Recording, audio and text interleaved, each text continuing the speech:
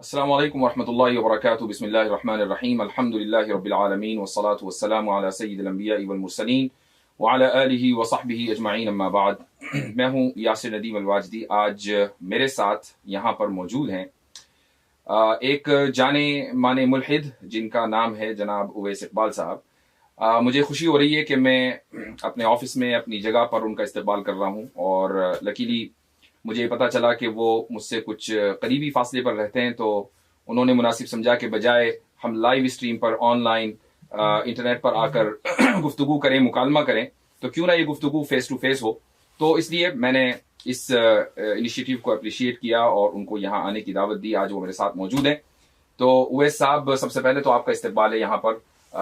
मैं आपसे गुजारिश करूंगा कि थोड़ा सा मुख्तसर लफ्जों में आप अपने बारे में ज़रूर बताएं। बहुत बहुत शुक्रिया यासिर भाई कि आपने हमें यहाँ पर दावत दी और अपना जो मौक़िफ़ है आपके आगे रखने की, बल्कि ऑडियंस के आगे रखने की हमें जो इजाज़त है मरहमत की। मेरा नाम अवैस इकबाल है और मैंने तकरीबन पिछले 15 साल पाकिस्तान के मीडिया में जॉब की है। मैंने अपनी करियर का आगाज़ 2008 में एक रिनाउंड इस्लामिक स्कॉलर हैं जावेद अहमद गामदी साहब, तो उनके साथ शो के साथ किया था और मैंने उस शो के तकरीबन 58 एपिसोड्स जो हैं वो होस्ट किए। और उसके बाद मैंने टेलीविज़न एंकर, न्यूज़ एंकर के तौर पर मुख्तलिफ़ चैनल्स में जॉब की, पॉलिटिकल प्रोग्राम्स किए। उसके अलावा मैंने 2 किताबें लिखी हैं तारीख़ पर। एक किताब का नाम है द एरो ऑफ टाइम और एक किताब का नाम है दे वर हियर, जिसमें मैंने जो पूरी इंसानियत का जो हिस्टोरिकल पर्सपेक्टिव है वो हाईलाइट करने की कोशिश की है। और अभी मुझे इधर अमेरिका आए हुए 5 महीने हुए हैं यासिर भाई। ठीक, मोस्ट वेलकम। अच्छा, गुफ्तगू हमारी जो आज होने वाली है वो होगी एग्जिस्टेंस ऑफ गॉड पर, जैसा कि हमने पहले ही इस पर एग्री किया था।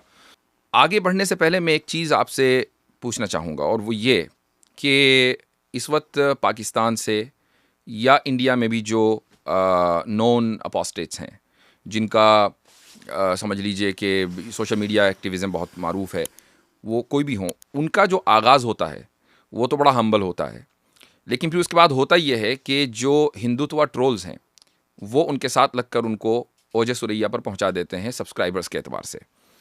और उसकी वजह यह है कि उर्दू उसकी वजह यह है कि इंडिया जो है वो, अगर आप उसका एनालाइज करें कि इस्लामोफोबिया इस वक्त दुनिया में सबसे ज़्यादा कहाँ से निकल रहा है, तो इंडिया जो है वो नंबर 1 पर है। और उसकी वजह यह है कि वहाँ की पॉपुलेशन बहुत ज़्यादा है और मुसलमानों से एक तरह की नफ़रत गुज़िश्ता 10 सालों के अंदर बहुत ज़्यादा बढ़ी है, जो सोशल मीडिया के ऊपर देखी भी जा सकती है और मैं समझता हूँ कि उससे कोई शख्स इनकार नहीं करेगा। तो क्या मैंने जैसा जो पैटर्न देखा है कहीं, यानी मैं आपसे वजाहत चाहूँगा कि ये पैटर्न आपका तो नहीं है? देखिए, ये बात ऐसे है कि मैं दुनिया के तमाम मज़ाहिब को मैन मेड समझता हूँ, चाहे उसके अंदर हिंदुइज़्म हो, इस्लाम हो, क्रिश्चियनिटी हो, जूडाइज़्म हो, बुद्धिज़्म हो। एक एथीस्ट के नज़दीक दुनिया के तमाम मज़ाहिब जो होते हैं वो मैन मेड होते हैं। और जहाँ तक रही ये बात कि जो हिंदू हैं वो पाकिस्तानी इस तरह के जो अपोस्टेट्स हैं, मुझे तो इस लफ्ज़ से भी इख्तलाफ है कि हम अपोस्टेट हैं, क्योंकि हमने अपनी मर्ज़ी से इस्लाम कबूल नहीं किया था। हम मुसलमान फैमिली में पैदा हुए थे और हमें नाई ने कहा था कि वो देखो ऊपर कौवा, और उसके बाद रेस्ट इज़ हिस्ट्री। तो वी आर नॉट जिस वक्त आपने कौवा कहा था उस वक्त आपको पता नहीं था कि आप मुसलमान हो रहे हैं? नहीं नहीं, एग्जैक्टली बच्चे को कहाँ पता होता है जब तो उसके इसलिए खतने हुए इसलिए होते हैं। ये बात ही गलत है।